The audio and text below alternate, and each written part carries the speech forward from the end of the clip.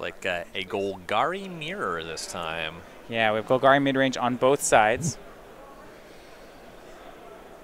And much like Golgari versus the Izzet Drakes, if you can believe it, getting out ahead first in the mirror is pretty good. And it looks like Evan has done that. But with life totals at 12 and 10, Carter's going to try to stabilize here with Jade Light Ranger. Draws him a land, shows him a cast down. And he's got a lot of cards here. Looks like 4 and now 5 after that swamp. Some Planeswalkers, a Ravenous Chupacabra in hand. There's always an interesting thing with the Golgari deck where you mostly just want to make sure you keep a flow of spells going. Cast Down is a weaker spell in the deck. You saw him really pause there before he put it in the graveyard. Just guaranteeing that you have a spell for your draw step can be good, but there's better stuff. There's Planeswalkers, more Chupacabras, more Jadelight Rangers. Right.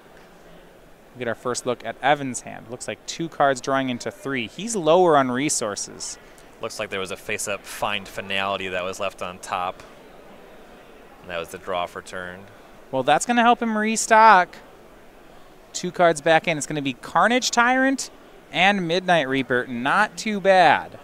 Both of those quite powerful.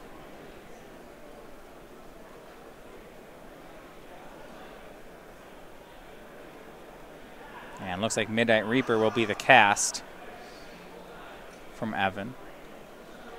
Makes that one.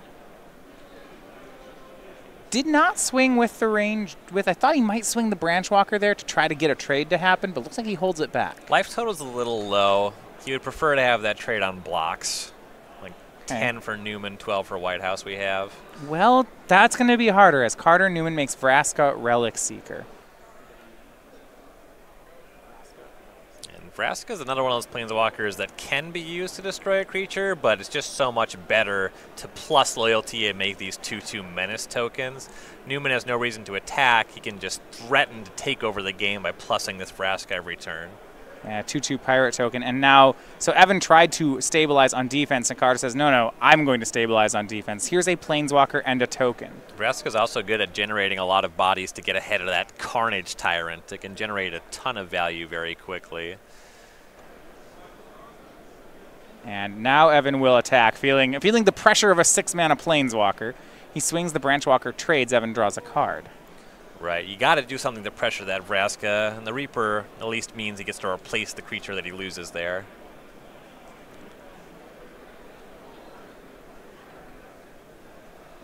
And for Evan, land drop his one of Detection Tower. And he'll cast Carnage Tyrant and Druid of the Cowl, and that is the remainder of the cards in his hand. Druid of the Cowl very weak at this stage of the game. Yeah, it helps you get out in front. You know, maybe a Chupacabra on 3 can turn a game, but once we get here, it is not something worth. It's not do much. Right. Yeah, accelerating Carnage Tyrant, Planeswalkers, that stuff's great. Top deck in the late game, it's very comparable to Llanowar Elves. And Carter, the Planeswalker army is being assembled. Vivian Reed will join Vraska. And without the ability, you know, if this Carnage Tyrant doesn't ride it in really quickly here, then these Planeswalkers will take over the game. Well, just the one Planeswalker advantage looked like a lot for Whitehouse to deal with. The Vivian Reed makes things all that much harder. It feels like Evan basically needs Find Finality right now, targeting Carnage Tyrant. If he does, I think he's got a shot. Right. Makes it so he only gets an attack for 5 with the Tyrant on that turn, but it cleans up the battlefield in a big way. Right, cleans up the battlefield. He'd draw 2. He'd have a giant Hexproofer. He'd have a chance. I'm not even sure it would work, but it would be something. That's the first thing he really needs here. So right now, Carter each turn is drawing an extra card for Vivian Reed and making an extra pirate. And he's going to do this for maybe 1, 2 more turns, and then he's going to turn the corner. Yeah, that Vraska's at 10 loyalty. Sure. So you set his life total to 1 and swing? Yeah, I mean, you got more creatures, right? Yeah, looks good to me. Set his life total to 1, destroy some creature with that Midnight Reaper on the battlefield. That is the flashiest win. I am in. I love plays like that. Oh, absolutely. Evan's draw was not the Find Finality, so here comes Carnage Tyrant. It's going to swing at Vraska. He knows he can't beat the Vraska Ultimate, so this is the only play Evan can make. If I'm Carter, I don't I don't let this Vraska take damage. Yeah, I'm throw blocking. some stuff in the way. Whole bunch of stuff. There we go. All of it. Just literal all. Why not just block with all 5 creatures? Yeah. Yeah, exactly. Maybe he drew a removal spell. Let's make sure the dinosaur. There we go. Yes, Love it. This I believe to be the correct block. Carter doesn't care which creatures he trades with it. It's fine. Yeah, these are all whatever. The Walker's the best card there, but it's not very relevant. Look, and then you get to that. I love the line you have where you put him to 1 and then remove a creature. Yeah. And the trade happens. Evan's going to go to 10, draw a card. It's another Carnage Tyrant. Not bad. But Vraska's still at 10. That's going to be the problem.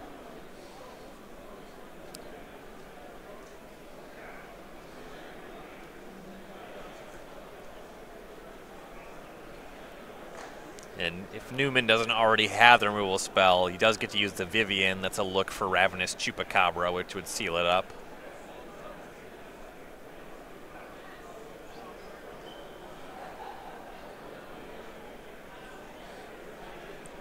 And Whitehouse knows if he has any chance at this game, this turn has to be very precise. All right, here's Carnage Tyrant.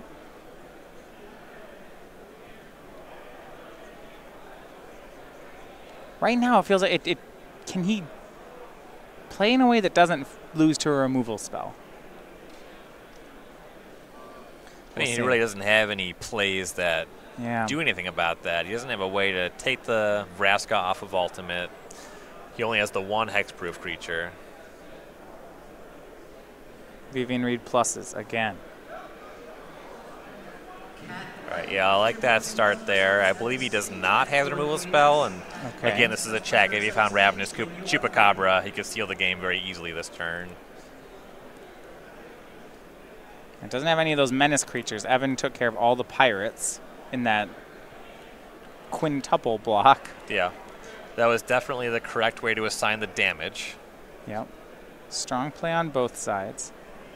I think Carter does have a removal spell, but it's Vraska's Contempt, so it wouldn't trigger the Midnight Reaper. Yeah, that's less good there.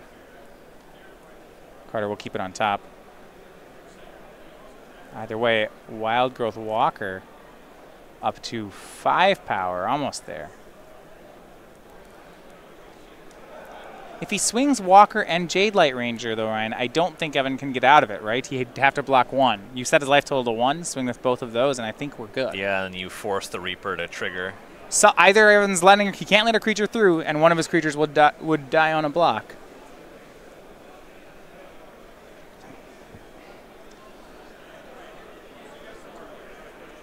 I believe Whitehouse empty-handed as well.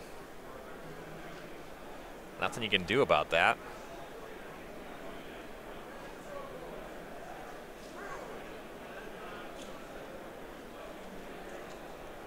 And there is the ultimate from Vraska that sets Evan's life total to 1.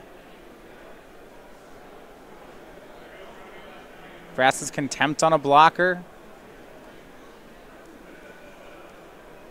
Carter can swing with 2. Attention Magic players, we have 15 and minutes left in on-demand events tonight. It's not going to matter. Evan picks up the cards. So we will head to a deciding Game 3 between Whitehouse and Newman. Yeah, so we'll see. We'll get to see the initial stages of this next stage in the Golgari Mirror. That one we kind of checked into, where Newman was starting to take advantage with Planeswalkers. Whitehouse was a little bit ahead on the battlefield there, but Vraska Relic Seeker really blew the game up, just wide open. Once again, it's going to be those early checks. Turn 1 Llanowar Elves is actually just a huge deal in the Golgari Mirror. You have a lot of 2-mana removal spells, but you don't really play 1-mana interaction in these kinds of decks. Is it slow enough that these cards, like Llanowar Elves, do you take them out of the deck, or we're not at that point? The Druid of the Cowl is quite a bit worse. Right. But the deck only plays so many cast downs, and the mana acceleration is important. They're not great top decks. That much is certainly true. Okay. Yeah, I'm looking at the list, trying to figure, where you'd want to to cut cards, a lot of times in these mid-range mirrors, it's the lower impact cards. The cards that pound for pound are a bit on the light side. Those are normally what come out. Right. So yeah, Druid of the Cowl does look that way to me, although we did see Evan Whitehouse cast one in Game 2. Yeah. That's definitely something that I would probably have a different strategy play draw as well. Turn 2, Druid of the Cowl on the play, ramping towards Planeswalkers, Carnage Tyrants, what have you, is a lot more powerful than on the draw when your opponent could be ramping out Ravenous Chupacabra in the very next turn. Right. We also see some tech differences. Evan Whitehouse had that one of Detection Tower. That's something not available to Carter Newman. Yeah, it's pretty low rent to put that in your deck, though I will say the deck in the early turns is a little bit hungry on colored mana. You want to make sure you get double green for J-Light Ranger very early. And then there's also a difference in these lists. Carter Newman, no Memorial to Follies. That one can be really powerful when it comes to grinding through into the late game. He's right. You look at lands. He's on 8 forests, 7 swamps, and 8 duels. That's it. There's no Memorial to Folly, no Detection Tower. Yeah, and despite that, he's still on 23 lands versus 24. If I look at a list that has 3 lands that generate value, the Memorial to Follies, and the Detection Tower as the additional land that allows you to potentially answer a Carnage Tyrant from your opponent, I like that mana base a lot better with the Memorials and the Tower. Yeah, I mean, so on the surface, I agree, and it makes sense to me. Memorial to Folly is a really powerful card in a deck with so much 2-for-1. Now, I'm looking at some of the games we've watched today. I don't know that I've seen a Memorial to Folly actually activated yet, and if that's true, when there are decks like Blue-Red Drakes, having all untapped lands, there is a certain appeal to it. Yeah, it enters the battlefield tapped. That can cause you tempo loss. That much is certainly true. But you know, you're talking about haven't seen it activated too much today. We've covered a half of a standard tournament. Yeah. It comes up enough that an entire day of competition, you'll do it more than once where it's relevant. Right, that would be my question. And because I don't, when someone's making it as far as they are with Golgari midrange, with Carter Newman, you figure, you know, it's not that he isn't aware of Memorial to Folly. It's in his esteem, he just doesn't really use them. Right. I also am intrigued. He's playing 2 Doom Whisperer. Seems to me like that card gets better when you have Raised Deads as well. Right. Well, that much does make sense.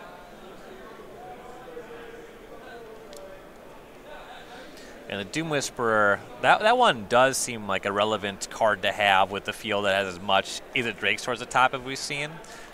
Though a little bit of a liability in the mirror.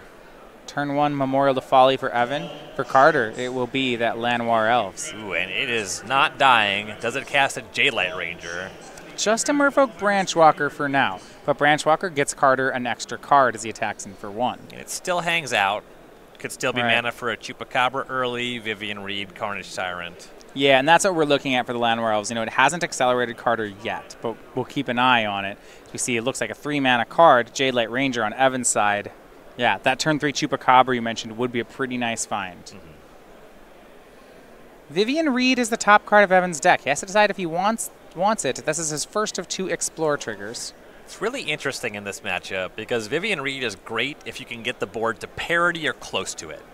You plus it, you force combat to be a relevant part of the game, you accrue value over time, but it's not as good as it is against Izzet Drakes, where it actually gets to Doomblade creatures. Ryan, it's exactly what you're asking for here. The Ravenous Chupacabra takes care of the blocker, and Evan takes 3 more.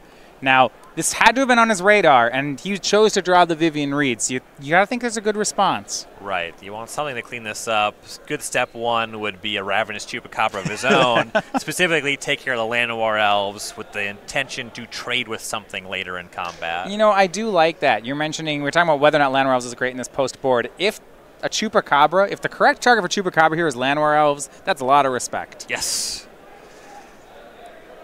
Carter swings in. No, it looks like no Vivian Reed if Llanowar Elves is attacking.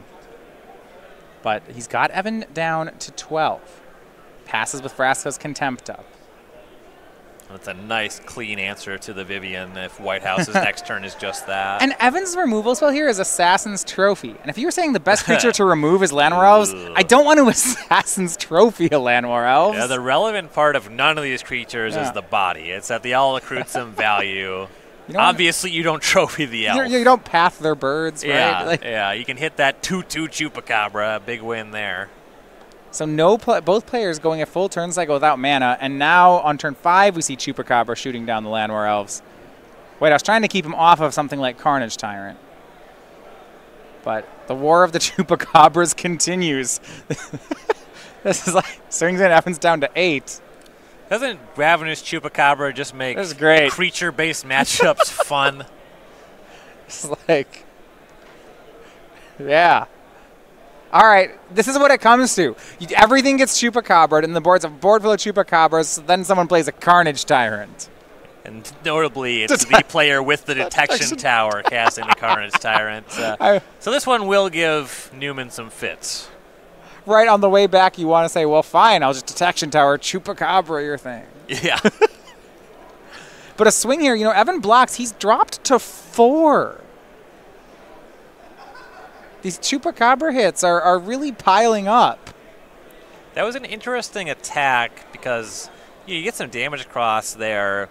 Newman doesn't have the setup to threaten a lethal attack on the following turn. He loses material and just more material every time he attacks.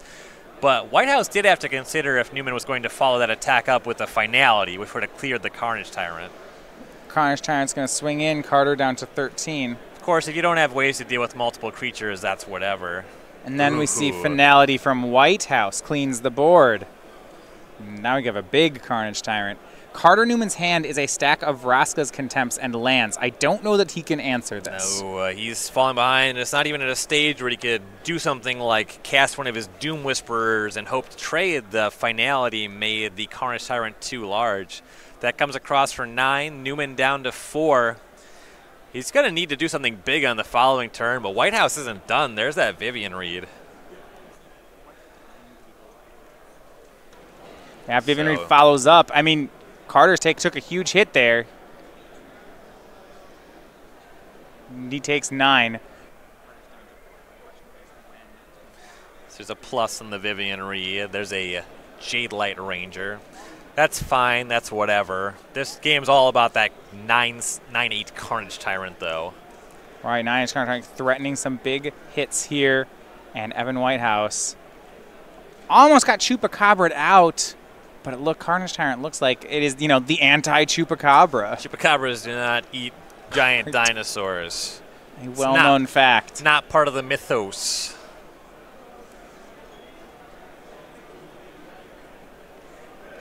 And here's now Carter Vraska's Contempts away. The Vivian Reed goes up to 6. He can't Contempt himself out of range of this Carnage Tyrant, though. He has 1 more. That puts him to 8, but Carnage Tyrant's a 9.